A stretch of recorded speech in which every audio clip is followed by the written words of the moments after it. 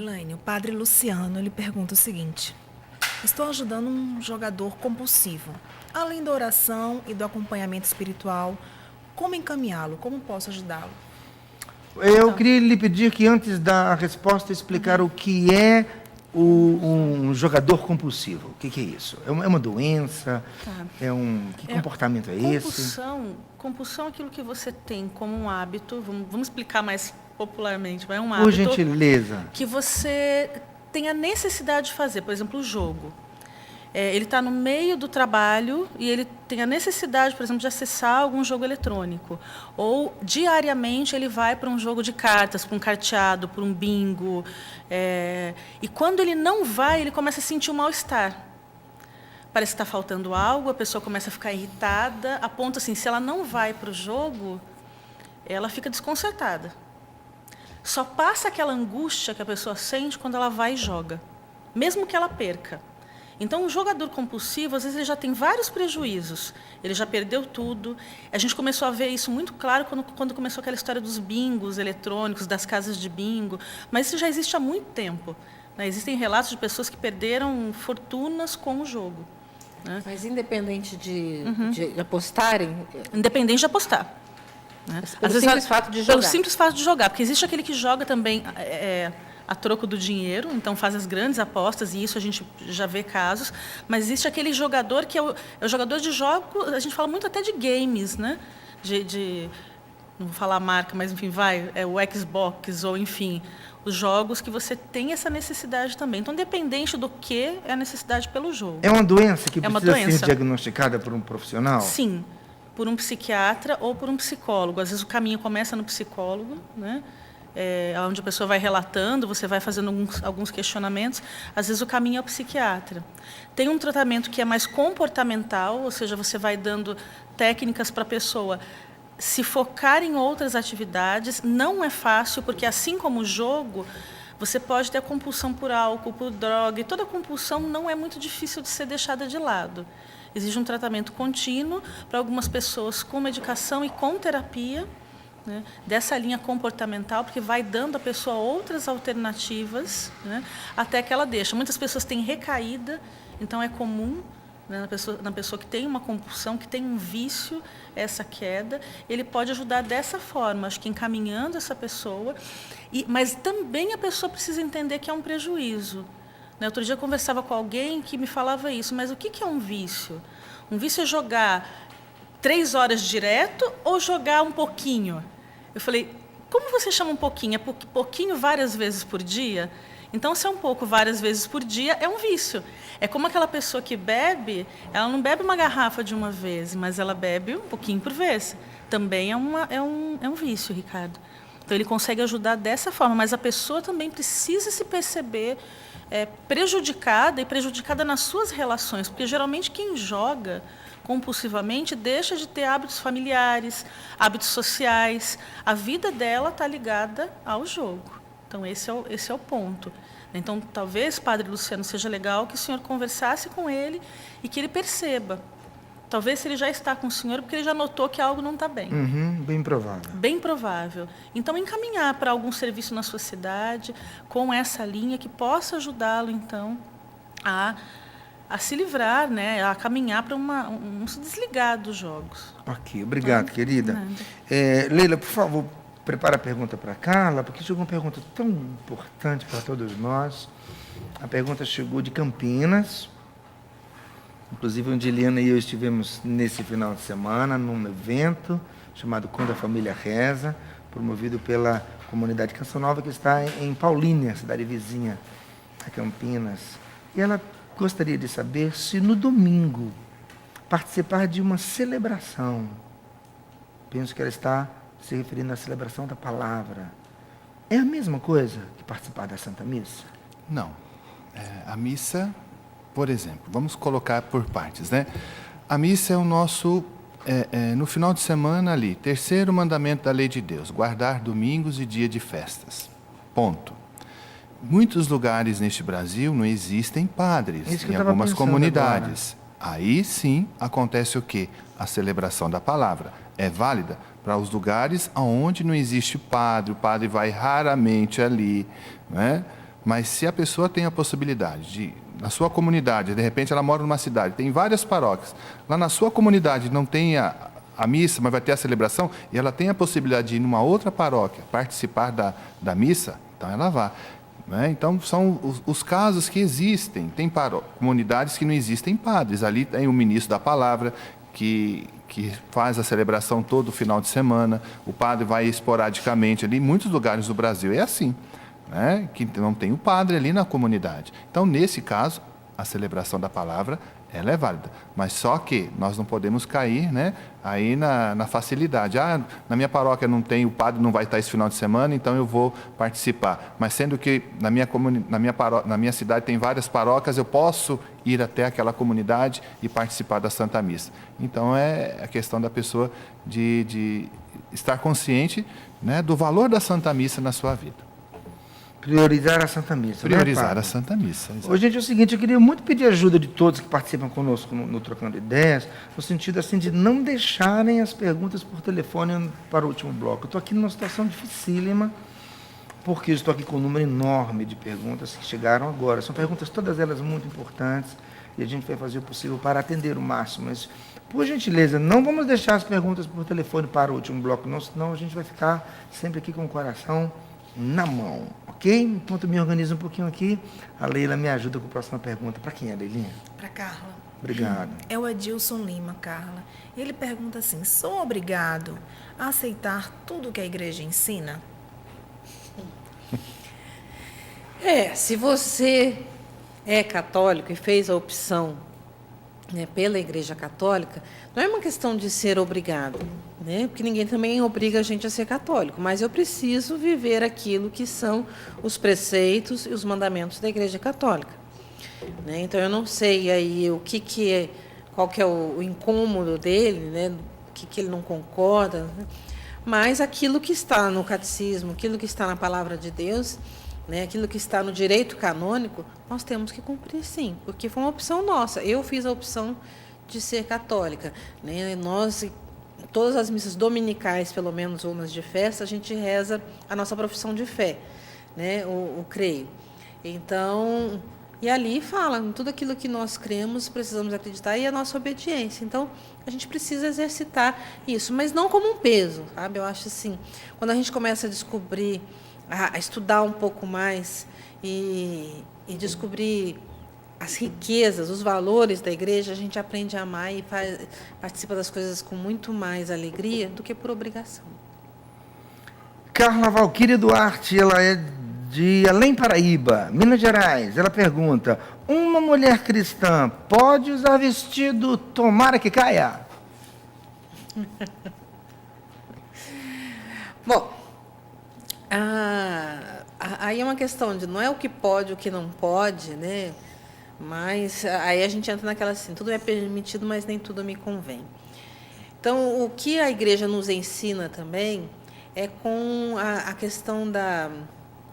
Deixa eu lembrar a palavra, não é a pureza, não é a decência, né? Que as mulheres se vistam com decência. Porque a questão não está no tomara que caia, mas sabe, a gente tem que ver que tipo de roupa eu uso no tomara que caia. Às vezes uma saia muito curta, né, muito apertada, então transparente. São várias situações que a gente precisa estar assim. Eu preciso usar um tomara que caia, eu quero usar um tomara que caia ou uma saia curta para quê? Porque eu estou com muito calor? Coitado dos padres, então, né? Vão morrer derretidos ali, né? Nas missas, então, porque além da roupa deles, ainda põe os paramentos, né? Então, para tudo a gente também tem, para cada ocasião, um tipo de roupa. Mas se eu não estou sendo motivo de pecado para o outro, né? Porque se eu uso um tomara que caia para ser mais sensual, né? Para chamar atenção, para mostrar, né? Aquilo... o que não é para aparecer, porque não é para cair, né? Então, mas eu acredito muito mais, não que pode ou que não pode. A igreja nunca vai falar para você pode usar isso, você não pode usar aquilo. Mas é a questão da decência e do bom senso, né? Para cada coisa, aquilo que a gente sempre fala. Minha mãe adorava falar isso, achava assim ridículo, mas quando ela tem razão, ela fala assim: você não vai para a praia de terno. Então, por que vai à missa? Porque vai em tal lugar assim, né, com a roupa mais... realmente. Então, Para tudo a gente tem uma roupa, cada ocasião a gente pede uma decência. É o que eu sempre costumo dizer, né? Nós temos que ter o chamado discernimento. E quando a gente tem o discernimento, ele nos ajuda muito ao modo de se vestir, o modo de se comportar. Porque como cristão nós temos que ter aí o zelo pelas coisas, né? Então, como a Carla disse, tudo me é permitido, mas nem tudo é conveniente a um cristão fazer. Por isso que muitas vezes quando se fala, a igreja ela é rígida, não é que a igreja é rígida, porque as normas, a doutrina que a igreja prega é para nos ajudar e nos santificar. E se eu vou conhecendo, como a palavra diz, ninguém ama aquilo que não conhece. Se eu conheço a minha igreja, se eu vou aprofundando nos estudos, isso não vai se tornar um peso, mas pelo contrário, eu vou ser livre para poder vivenciar bem a minha fé. E fica mais bonito e mais elegante, né, padre? Com Eu costumo, lá em certeza. casa, eu falo sempre para a Rebeca assim, por exemplo, olhe sempre as roupas das princesas, né, não são sempre as princesas, as rainhas das monarquias mundiais. São clássicos. Você não vê ninguém desses de mini saia, você não vê ninguém de tomara que cai, com decote no umbigo. Por quê? Porque é sobriedade, né? Ali é um sinal de sobriedade e dá também, não é segurança, você impõe respeito, né? Então, te mostra o que é aquilo ali. Então, a gente precisa estar com isso, além do discernimento, do bom senso. Para que eu preciso disso, né? Ok, obrigado, Carla. Obrigado a você que faz a pergunta. Vamos conversar sobre a ação Casa Nova, Canção Nova e muito mais. Eu vou deixar o DVD bem aqui. Será que vai dar certo? Para Aqui? você, tá? Isso, segura aí para mim. A Carla está segurando o DVD do mix de pregações, para que você participe conosco da ação Casa Nova, Canção Nova e muito mais. A ação está começando agora no mês de setembro, então atenção, são 4 meses, setembro, outubro, novembro e dezembro. Nós estamos no primeiro mês, e nesse mês de setembro, para você participar da ação, você vai adquirir este DVD que você está vendo agora. É um DVD que ele contém pregações, homilias, oração com a Salete Ferreira, bônus com uma homilia com o Padre José Augusto, homilia com uma palestra do Monsenhor Jonas Abib, intitulada Enamorados para Sempre, uma pregação do diácono Nelson Correia, da Márcia, sua esposa, com o tema Não Desista de Sua Família. Quais são os passos para você participar da ação Casa Nova, Canção Nova e muito mais? O primeiro passo é adquirir, agora nesse mês de setembro, o DVD Família, Projeto de Deus. Segundo passo, dentro do DVD você vai encontrar um cupom. Está no encarte do DVD. Vamos abrir, Carla, por favor. A imagem Isso, ele vai abrir agora para que você possa... Aliás, ele vai abrir e o Balinha vai mostrar para você o DVD passos, tá? por parte. E atrás do DVD está o cupom que você deve preencher o cupom. Ele tem uma pergunta. Aí está o DVD. A Carla vai retirar o DVD. Ela vai retirar DVD, vai retirar tudinho mesmo para a gente mostrar o cupom, não é? O cupom está ali dentro. Você preenche o cupom e a partir daí o que você faz? Você vai cadastrar o seu cupom no site casanovacançãonova.com.br. Esta é uma forma. Você pode preencher o cupom e depositar em urnas que estão presentes nas lojas Canção Nova, ou você pode enviar o seu cupom preenchido para o endereço que está no finalzinho aqui do cupom, mas eu conto para você. O endereço é Caixa Postal número 34, CEP 12.630-000, Cachoeira Paulista, São Paulo. Os cupons não sorteados, eles permanecem no sorteio, acumulando suas chances. O primeiro sorteio vai ser no dia 31 de outubro, e você vai concorrer a uma casa. Outras informações importantes são essas. Primeiro, já contei para você, são 4 meses de promoção, portanto, são 4 sorteios.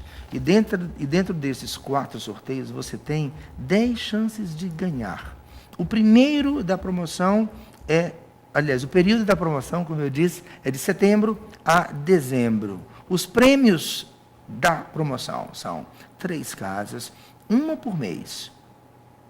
No terceiro mês, além do sorteio da casa, você vai participar do sorteio de uma viagem para a Terra Santa com direito a acompanhante. E no quarto mês, serão 6 cupons sorteados. Por isso que você tem 10 chances de ganhar. E você vai concorrer a 2 TVs 42 polegadas, 2 notebooks e 2 iPads de 16 GB. Tá bem explicadinho? Rico, olha aqui que legal. Fala, querida. O cupom, você tem que retirar o encarte inteiro do DVD, tá? Aqui, ó, é o encarte inteiro, preenche e destaca. Aí volta com o encarte, tá? Então, para tirar o cupom, que eu apanhei aqui, vocês viram, é só você retirar todo o encarte, destacar aquele ali, depois devolve o seu encarte aqui no produto. Ok. E se tiver dúvidas ainda sobre como participar da ação, Casa Nova, Canção Nova e muito mais, o que eu faço, dona Carla? Você entra no site casanovacançãonova.com ou ligue para o 12 31 86 26. Ah, você esqueceu de uma coisa, 0. você esqueceu do BR. Ah, tem um BR, desculpa. Como diz o Padre Léo, Para informações, então, www.casanovacançãonova.com.br. Obrigado, Carla. Sem o seu auxílio, seria impossível. Vamos em frente. Leila, você deve estar agoniada com a gente aqui. Vamos lá. Próxima pergunta para quem é? Para Elaine. Para Elaine. Por gentileza, querida. A Isabelle quer saber, Elaine, se a enurese noturna tem tratamento medicamentoso ou só terapia? Ah, o que, doutora? Enurese noturna. Enurese noturna é quando a criança faz xixi na cama à noite. Né? É normal que a criança, a partir de... Desculpa, Ricardo. É porque a pergunta não se refere à criança, porque a gente também escuta falar de adolescentes e, às vezes, Sim. adultos que continuam fazendo xixi na cama. Então, Sim. vamos alargar um pouquinho essa história? Vamos alargar um pouco for mais. possível. Não, tranquilo. Então, essa enurese é o ato de fazer xixi na cama, né? Então, que até um determinado período, quando você começa a fazer com que a criança aprenda a usar banheiro, né? Saia das fraldas, né? Faça o treino do piniquinho, ou enfim, né? A criança, por algum tempo, ainda vai, então ela vai saindo das fraldas. O que é importante entender aí, né? Qual é a idade? Se isso, de repente, é alguma situação de bexiga, de rins, enfim, de alguma infecção que possa levar. Às vezes, de um hábito, que vamos imaginar que essa criança, às vezes, antes de dormir, ou esse adulto, não vai ao banheiro, enfim, e foi dado muita água, muito suco, muita coisa. Então, pode ser que ele tenha. Né? Pode ser uma fase, né? Às vezes, de uma alteração emocional, e a criança acaba no sonho, ou o jovem, ou o adulto, tendo esse comportamento. Então, a gente vai ter... É meio mais complexo do que se a gente tivesse idade dele, seria mais tranquilo. Né? Pode ser a própria questão do sonho, e a pessoa se vê sonhando, mas algumas coisas têm que ser descartadas. Sonha fazendo xixi? Sim, faz? sim, eu faço. Muito, muito comum em criança. Ah, sonhei, mas eu sonhei que eu estava indo ao banheiro. E fui. Né? Mas a gente tem que descartar alguma disfunção também nessa criança. Se você está com alguma doença, se tem alguma questão nesse sentido. Agora, Elaine, é muito importante, eu penso, alertar os pais para não fazer alarde. Não, principalmente No naquela sentido, coisa assim do colchão. Descobriu que... Verificou que fez xixi na cama, a criança vai ficar com vergonha. Sim. O adulto, então, Pior vai ainda. ficar com vergonha. Não expor, então, né, tipo, Ricardo? nem assim, expor seria assim, um grande absurdo, mas mesmo até com a pessoa, dizer assim, brigar com a criança, mas o que está acontecendo? Por que você fez? Quer dizer, fazer com que a criança se sinta culpada por ter feito xixi na cama. Mas você falou que a exposição não é comum, ela é muito comum. Às vezes até para os outros irmãos, para os amigos que vão em casa. Olha só, fulaninho ainda está fazendo xixi na cama. Não é coisa de um menino, não é coisa de um homenzinho. Tipo então, assim, desculpa esse cheirinho aqui no quarto, é porque porque tá você fazendo sabe, xixi né? na cama. Então, você, de uma forma ou outra, você expõe a criança, ou o jovem, ou o adulto, com uma situação que às vezes é extremamente vergonhosa. Né? A mesma coisa se a criança ainda não tem o controle das fezes adequado, e ainda, de repente, com 3, 4 anos, de repente, ela se suja. Qual é o tratamento adequado, então, doutora? Ok, entender como foi feito esse treino, porque às vezes a mãe também coloca muita pressão nisso, a criança tem que ter um tempo, tem um lugar, você prepara todo o ambiente. né, para a retirada das fraldas, para ela pedir, né, para que o ato, enfim, de defecar, urinar, não seja visto como algo sujo. Porque, às vezes, até os pais tratam, ai, credo, ai, que horror. Então, a criança vê aquilo, um ato sujo. E, às vezes, ela começa a ter problemas físicos, mesmo porque ela não consegue pedir para ir ao banheiro. Então, ela segura, retém, e desenvolve uma infecção de urina, ou desenvolve uma prisão de ventre, porque a mãe coloca tanto medo que a criança não pode ir em qualquer banheiro, tem que pedir. Não. Então, a criança vai se armando. E você, querendo ou não, a partir das suas atitudes, vai gerando um baita de um transtorno para essa criança. Né? Então, uma coisa bacana, se for criança, no caso dessa pergunta, dá uma passada pelo próprio pediatra. Né? E aí, às vezes, ele mesmo, no próprio exame clínico, já pode ver se tem alguma coisa a mais aí. Ok, obrigado. Leila, volto já contigo. Padre, essa nossa querida é paraibana, pede para não ser identificada. Ela pergunta, existe alguma situação em que a igreja permite a inseminação artificial? Olha, Ricardo, esse é um assunto até meio delicado, né, de a gente tratar, mas que eu saiba, não. Que eu saiba, não. Né? A igreja, principalmente no catecismo da Igreja Católica, é lógico que ensina o casal. Se o casal faça um tratamento, vê o que está acontecendo, né, o que não pode estar engravidando, isso e aquilo. Se depois da medicina ver que não tem como, então o casal muitas vezes aceitar. Aí entra a questão de uma adoção, né? Mas a questão da inseminação artificial, a igreja nesse sentido, o catecismo da Igreja Católica, ele é contra nesse sentido. Obrigado, padre. Quero agradecer muito a presença da Carla Stutz, doutora Elaine Ribeiro, obrigado por nos ceder o seu Twitter, @Elaine Ribeiro SP. Quero agradecer a você que participou com a gente de diversas formas. Participou com a gente pelo telefone, 0 operadora 12 31 86 2600, no twitter.com/ptrocando-ideias e também nos acompanhou no facebook.com/trocando-ideias. Obrigado, Padre Toninho. Obrigado, Leila. Obrigado a toda a nossa equipe. Foi uma alegria estarmos juntos. Até o nosso próximo Trocando Ideias. Até lá.